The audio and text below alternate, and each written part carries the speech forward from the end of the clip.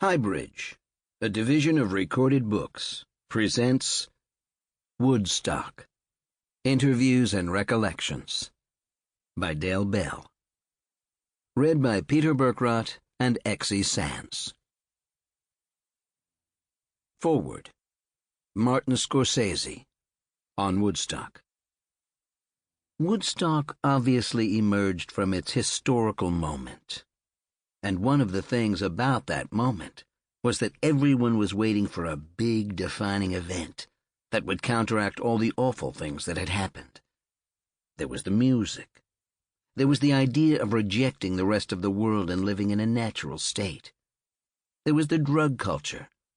There was the political stance against the government, specifically its policy in Vietnam. And they all came together in this moment. It's interesting that people called it the Woodstock Nation, because that's what people wanted, to be separate, to have their own community. And for 3 days they had it. When I look back at the second half of the 60s, I realize it is the only time I have ever heard people talk about love in serious terms, as a force to combat greed, hate, and violence. What does it symbolize today? What will it symbolize for future generations? Well, what does the Paris Commune symbolize today? What do the New York draft riots symbolize today? They're events from a more distant past, but it's the same past that Woodstock is now receding into. What it symbolizes is that things can happen, incredible events that are the product of many particular elements converging at a particular moment. And those events can't be repeated. Look at Woodstock, too. But the fact that something new did happen on a grand scale, something that felt like nothing else that had ever happened before, means that something entirely new can happen again, in a way that we can't predict. Martin Scorcese. Introduction. Dale Bell, associate producer of the film Woodstock. It seems like yesterday. A group of long-haired freaks, clad in bell-bottom jeans and tattered hairbands, some sporting cowboy hats, invade the Warner Brothers lot in Burbank, California in the early winter of 1970. Tumbleweeds dance in the Santa Ana winds among the vacant sound stages. Tall grass forces its way through the empty tarmac. It looks like the day the earth stood still. Or is it Stanley Kramer's On the Beach? We say to each other, is this the Hollywood we've all dreamed of? Only a handful of security people greet us, wondering who we are. Where did we come from? What are we doing on their premises? And what, they demand, is that weird gear we're trucking onto their lot? What are editing tables? We know film, they say, a Western twang to our New York ears. Film editing machines always go up and down, not sideways. Ribbing each other at our expense, they tease, "Your long hair is going to get caught in the reels of film. Maybe you'd better wear hair nets." From their offices above and around us, Fred Weintraub, producer, John Calley, worldwide production chief, and Ted Ashley, chairman, must have been looking on bemused. Back in New York City, the chairman of Atlantic Records, Ahmet Ertegun, might have been smiling like the Cheshire Cat. The boss of all of them, silver-haired and tongued Steve Ross, might have been clapping his hands in glee. Not one of them knew then that our hippie movie, Woodstock, would pay their salaries, keep their children in school, allow them to take their vacations, and enrich their stockholders. Much less that it would finance the rebirth of the once mighty Warner Brothers, revolutionizing the music business at the same time. Nor did anyone know how our movie would affect the drug culture, the war in Vietnam, the civil rights struggles in the South, or the aftermath of Kent State. How many times since have writers, musicians, commentators, comedians, and politicians invoked the event they experienced only on film, in vain or in glory? A scant 4 months earlier, August 15th, 16th, and 17th, 1969, the jubilant days that now live for generations, 500,000 people had forged a pilgrimage to a tiny spot in New York State. We had trekked along with the largest, most highly sophisticated documentary film unit ever assembled to record it all. No precedent to guide our efforts. The presence of drugs was a certainty. The crowd could become uncontrollable. Pandemonium? Nirvana? Madness? Peace and love? Mayhem? As each performing group of musicians found their way to the front of the vast platform to face their daunting audience of loyal, peaceful fans, we filmmakers huddled on the lip of the stage, making plans. Film loads were calculated, camera positions assigned, songs from the set selected. Style was discussed. But we were fearful that our 15 cameramen would run out of precious film if the helicopters couldn't land with our mandatory cargo. We were entirely without financial means, just enough to purchase raw stock. Everything else was a house of cards built on promise and speculation and many gut feelings. As late as 2 weeks before the festival, in early August, no one was preparing to make the movie. Somehow we had assembled this massive crew and a complete kit of the best equipment available in the space of 6 days, without funding. And now here we were, in it. Bonded together by camaraderie and adrenaline, we fought off claustrophobia, fear, heat, hunger, and sleep. Working from plywood sawhorse tables underneath the massive stage, deprived of food and water, covered with mud and rain, risking electrocution in the windy thunderstorms of Saturday, virtually sleepless for 3 nights, we moved synchronously through our paces like an army. Runners assigned to each of the 6 onstage cameramen gathered like ball boys in tournament tennis, ready to leap forward when a cameraman needed help or a new roll of film. Loaders beneath the stage, their sweating arms immersed in black film changing bags, loaded and unloaded magazines tirelessly in ankle-deep mud, knowing that one scratch on the emulsion of one film roll could ruin a good day's or night's work. During daylight hours, when we could maneuver among the throng of 500,000 people, we tried to determine the kinds of stories we would be able to cover before nightfall, for everyone knew that the documentary sequences would be equally as important as the music. We were mindful to keep our eyes out for spontaneous situations, and to film what interested us, to turn off when we lost interest. Never before, and need I say never since, despite so many attempts at imitation, had such advanced technology been married so dynamically, so swiftly, so harmoniously, to a vision we filmmakers had developed independently in the tumultuous cauldron of the 60s. Over the course of a short but turbulent journey, we were thrown together, total strangers and lifelong friends, to pool our collective experiences, our skills, our wisdom, and our vision, to create for future generations a single revolutionary memoir. As none of us could truly assess its impact before the movie was released, we were unaware that we were creating a symbol for an age. But driven by the desire to get it right, we managed to record, live on film for posterity, the most successful documentary the world has ever known, an icon of this century, Woodstock. I always considered myself the least likely person to be at White Lake, New York, that August of 1969, because my head had always been saturated with Broadway melodies, interlaced with Bach, Beethoven, and Brahms, and sometimes Chopin. There was no place for Baez, Butterfield, or what was that name? Sly and the Family Stone. I was busy raising my family, 3 small sons, Jonathan, David, and Andrew, with my wife Anne in a Victorian 3-story gingerbread house on the banks of the Hudson River, facing the vast Tappan Zee. Had we inherited the mantle of revolution from former owner Betty Friedan, whose The Feminine Mystique called for a changed role for women, and had been written in our bedroom only 6 years earlier? We had just returned from spending a year in Washington, where I was part of the press corps in public television.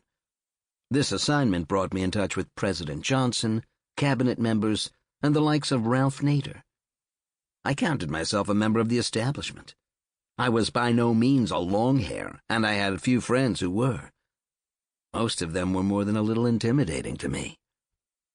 In 1965, I had hired Michael Wadley and John Binder, fresh out of NYU Film School, and had given them their first official jobs.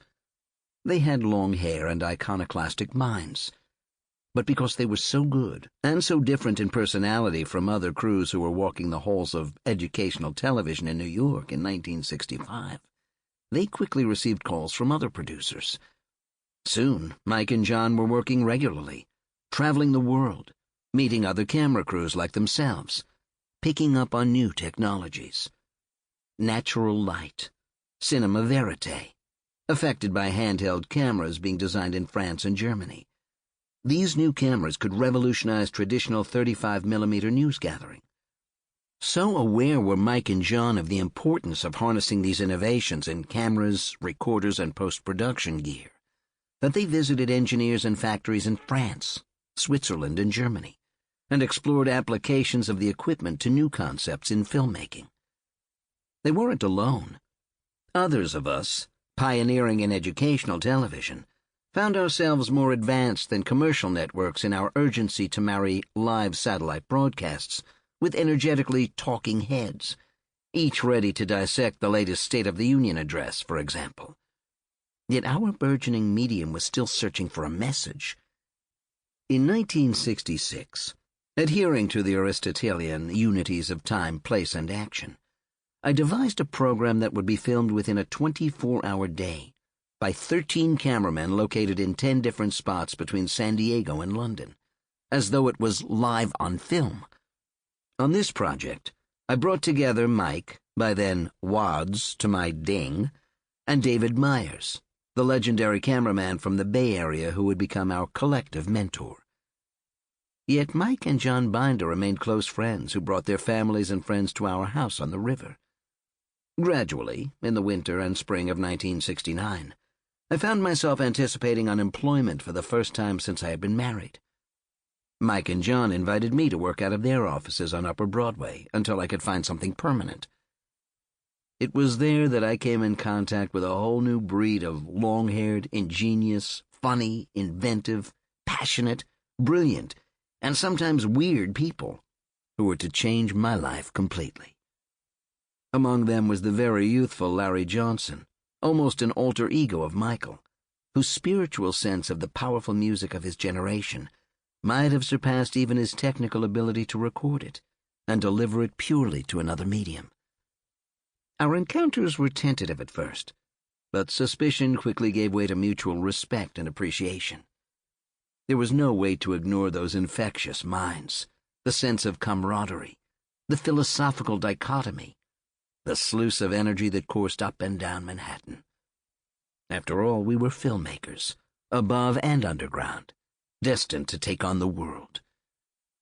By virtue of the extraordinary variety of our work, we were fast becoming the eyes and ears of the thinking, caring populace in the United States and abroad. Our portable cameras had catapulted us to the front lines. Our responsibility was to tell it like it was, and so we were uniquely poised to leap into action when the festival happened. From the moment the film opened in March 1970, a scant 8 months after the incredible experience on Max Yasgur's farm, I knew that someday, somehow, our story had to be told. Soon after I returned home on the Hudson River, I was deluged with requests to talk about my experiences.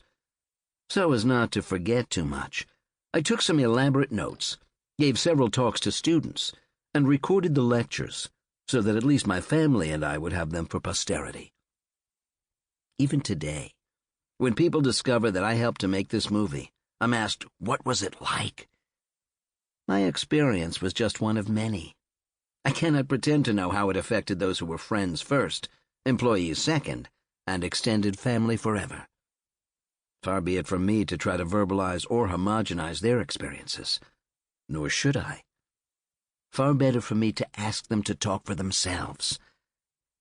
It was on this supposition that I asked them all to help in the production of this reunion on paper. Each of the 80-some people we brought to the site has a story to tell. How they got there, what they expected, what they encountered, how it affected them. Couple those on site with dozens more people in editing rooms that stretch from New York to Hollywood, and the extended family expands logarithmically. We would work together, eat together, marry and live together, and finally, we would grow into maturity, which is exactly where you find all of us right now, talking about our children and grandchildren. We've had reunions, gathering together with our families on the anniversary days in mid-August. How many other film crews in the history of the cinema have kept in touch for 30 years? But this reunion is different. It permits us to tell our stories as filmmakers, not the story of the festival itself, which has already been analyzed and spun to have fared thee well. What I have assembled through this effort are recollections which may have remained private to them for all these years. Some were there at the very beginning, before there was even a mention of a Woodstock festival, before the KEM, or the Keller as it was first called, was invented, before Merv Griffin assumed an unwitting role as godfather of the multiple screen concept, which later led to our ability to create a kaleidoscopic movie. Some joined the production after the event, still others were added during the final days of post-production. Most of us were unaware of the attempts by other filmmakers to secure the rights to film the festival. My recent conversations with Ahmet Erdogan, chairman and founder of Atlantic Records, and with Porter Bibb, then working as a producer on behalf of Al and David Maysles, have yielded very curious results, told here for the first time. All of us seem to be like ships passing in the night, unaware of the other's activities until now. Unraveling our little history still holds a great deal of fascination. I wrote the following letter to our extended family in June 1998. I need your help. I see this as a chance to preserve our story, how each of us contributed individually to the collective whole. Since the initial release of the movie and the accompanying magazine articles, this is the first opportunity I know of where those of us who made the film can actually tell our own stories, and right some wrongs in the process. To me, that is an important distinction, one which should make this book interesting to a film audience, as well as to listeners more interested in our imprint on the world's culture. I have always been impressed with the impact Woodstock has had on the fabric of America, but it has not, in my opinion, been limited to a sociological blot. Rather, I believe we affected how a generation was perceived, how music was written, recorded, marketed, and how it gave birth to the music industry we know today. How electronic and digital innovations developed from our extraordinary marriage of vision and new technology. How the production of sound for movies, including Dolby, THX, and Surround, evolved through techniques we invented. How non-linear editing grew from our use of multiple image KEMs. How performers were billed, marketed, and sent around the world on tours which had no precedent prior to our movie. How movie marketing to young people was transformed once we had drawn a new audience into the movie theaters. How our movie gave birth to MTV, Saturday Night Live, or how the establishment embraced and co-opted our revolutionary images, in spite of our efforts to deny them access. And basically, how we longhairs managed to astound the world with an historic icon, born in synchronicity. Nothing could have been accomplished had it not been for this totally unique synthesis. You may have had your own views of these manifestations. I want to try to get them out of you. Witnessing the remixing of the director's cut just 5 years ago reassured me that, together, we have created a monument to film history which remains as fresh and dynamic today as when it was first released almost 30 years ago. These are our stories, mingled with perceptions from some of the performers, and others whose work contributed to the success of the movie. In keeping with the tenor of our original times, I think of this project as a cinema verite book. To mirror the movie itself, this is also a multiple-image book. As a bookmaker, then, I have tried to minimize my intrusion into the content of others, as though I were a filmmaker, allowing objectivity and individual storytelling to emerge. As a result of this Rashomon experiment, you may be hearing sections of our history through different ears, thus some repetition may be evident. I hope you can tolerate an occasional overlap. Think of it as a double exposure or a long dissolve. You may also perceive some instant replay, slow-mo, and stop-motion animation. Allow your memory to collect this accumulated experience, a piece and a personality at a time. The truth about this movie, which almost didn't get made, emerges. By pulling all of our collective experiences together, I hope that those of us who may have caused pain to others in the odyssey of making this film will be shown compassion and forgiveness. It's not an excuse to be lured by a mysterious siren, but we were alive in extraordinarily tumultuous times, with a responsibility as documentarians to record them. We might have thought we were exempt from normal society, the untouchables. Maybe we had to believe we were in order to succeed at our craft. But it was an illusion that would haunt some of us the rest of our lives. Dale Bell, Grandview-on-Hudson, New York, and Mission Hills, California. Merv Griffin, The Freeing of America. We refer to Merv Griffin as the godfather of Woodstock, for his innovative assignments to the Wadley film team provided them an experimental laboratory for new cinematic technique. Merv, what can I tell you about Woodstock? Dale, tell me what you remember. Merv, is Michael Wadley still alive? Dale, very much so, and in New Hampshire, and sends his best. Merv, oh my God, give him my love. Dale, I will. Merv, he was such a different kind of guy, for a photographer at that time. A film photographer. He was very kind of aesthetic, almost fragile, but you realized there was a genius there behind that camera. Dale, you're absolutely right. Merv, I think the first thing Michael did, when we flew together in that DC-3 airplane I chartered out of New Jersey, that was to I did Sidewalks of New York, Sidewalks of New England, a Thanksgiving Day show with the kids at my farm. Is that all I did on the sidewalk things? Dale, in Providence you did Aretha Franklin's concert. Merv, yes, and then we did that baggage sequence with Paul Revere and the Raiders at the Boston airport. And I did a couple of songs. We were using the turning of the leaves in New England as background because it was so spectacular and so colorful. Dale, what do you remember about this merry gang of filmmakers? Merv, there was some innovation they had in shooting. It was very cinema verite. I mean, Michael was afraid of nothing camera-wise. He wasn't locked into the moves of the day. In other words, he was very adventuresome behind that camera. I remember we did Quiet Nights on a rocky beach where I was walking the rocks, in a kind of cold weather outfit doing Quiet Nights and the Quiet Stars, which had been pre-recorded by the orchestra, and I was singing it live. He was the most awesome photographer. Dale, well, he was. Unfortunately, he stopped doing it, the damned fool. Merv, has he stopped? Dale, yeah. He's writing and he's producing CD-ROMs and he's written screenplays, but he has not been a cinematographer virtually since Woodstock. No, in 1975 we did something together. Merv, I just recall the time I think he mortgaged his house, his family, his wife's ballet shoes, everything to do Woodstock. Dale, what did you think about the movie? Merv, it was fabulous. There has never been a gathering like that. Oh, there have been gatherings, but not with that spirit. I mean, it was the first. To have a memory like that recorded of the first of anything is wonderful. Dale, what impact did it have? Merv, it was tremendous.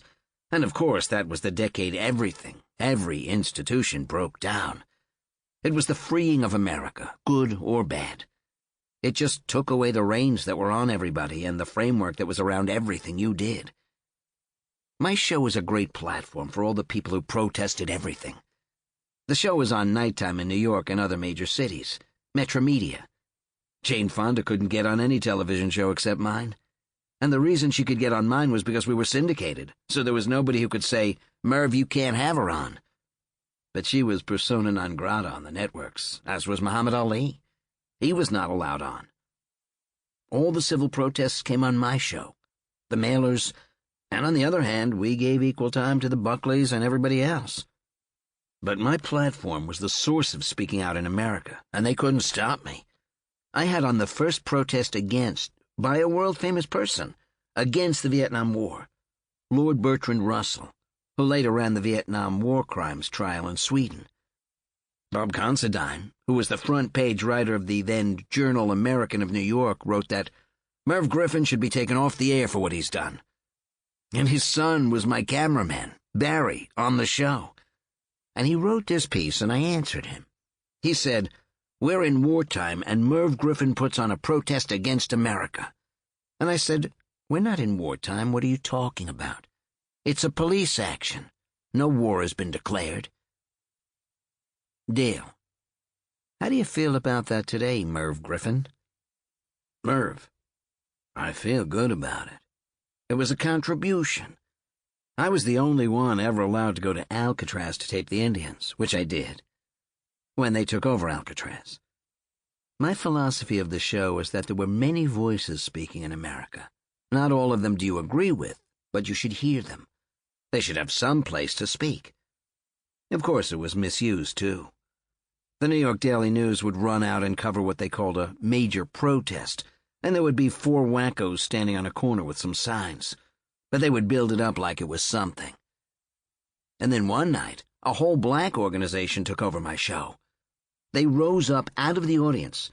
They contacted every pressman in New York and told them it was going to happen, but they didn't tell me, with these high African whistles. But they picked the wrong show. It was during the Vietnam War, and I stopped. I let the cameras go. And I said, "Okay, who's your spokesman, and now what are you protesting?" And they said there weren't enough black jazz musicians in my orchestra. And I said, "There are 4. What are you talking about? It's a quarter of the orchestra," I said. "You picked the wrong place and the wrong cause. Do you know what's going on in the world?" So that kind of made their thing poop out. Michael, he was a part of that too. He photographed the happening of the youth and their music. Dale, every one of us was doing this in New York City in the 60s. Merv, my God, well, all of it was happening on my show. Remember the famous one that made the front pages? When the kid, Abby Hoffman, from the Chicago 7 came on my show, and he was wearing what CBS said. By that time I left syndication and had been on CBS 2 years. He was wearing the American flag. They said you cannot wear a flag as a piece of clothing. And so they prodded him out of the show with an electric prod and just left me talking to a black screen.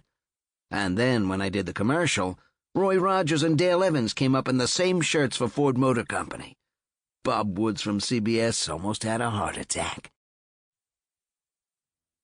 Michael Wadley, Triumph of the Will. Interview with Michael Wadley, director of Woodstock, on the Warner Brothers lot in Burbank, California, spring 1994, while completing the remixing of the soundtrack and adding some 40 minutes to the original length of 3 hours, 4 minutes for the definitive version, the director's cut. Dale, did you have any idea back then that it was going to be anything more than a concert? That it would be this big thing we call Woodstock and have a different connotation? Michael, absolutely. I mean, you gotta remember that Woodstock started out as a village that was famous as a radical gathering place. That in 1919, in the village of Woodstock, the American Communist Party was started. In the 1920s, all sorts of radicals came up there, socialists and everything else. In the 50s, Allen Ginsberg went there. In the 60s, Bob Dylan, Joan Baez, everybody else. So we really had a sense that we were a continuation of the traditions of that village in making the festival. So we thought we were onto something big. And then, of course, when we got that beautiful farm from Max Yasgur with pastures and lake and bird stands and everything, we thought, well, this is a place where people are going to want to come. And sure enough, 500,000 people got there, and 3 million tried to get there. That's what the cops said on the roads. Dale, at the time, though, were you so busy working that you couldn't absorb this, or was it pretty clear right as it was happening? Michael, I think it was pretty clear right as it was happening, because 500,000 people you don't overlook.